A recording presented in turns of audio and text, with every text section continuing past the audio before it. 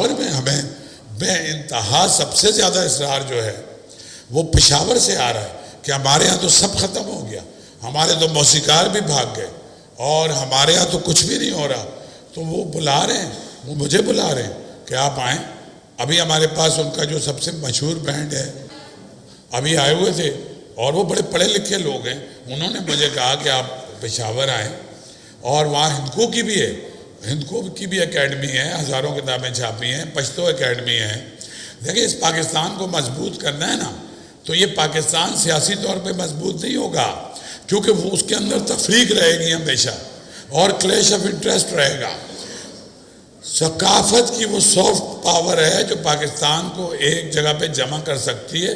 ہم 17 سال سے یہ ایفرٹ کر رہے ہیں، سب ہم سارے، ہم نہیں، ہمارے پشتون ساتھی بھی، پروفیسر عباسین سے لے کے اور سارے، ہمارے بلوچ ساتھی بھی، منیر بادینی اور سارے، ہمارے پنجابی دوست بھی، ہمارے سرائکی دوست، ہمارے کشمیری دوست۔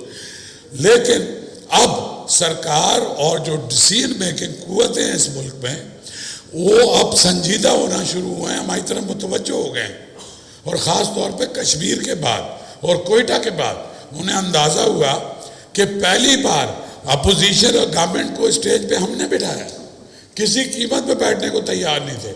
ہم نے مالک بلوچ کو، ثناء اللہ بلوچ کو، لشکری رئیسانی کو اور حکومت کے 3 وزیروں کو، چیف منسٹر کو، ہم نے ہزاروں لوگوں کے سامنے کھڑا کر دیا۔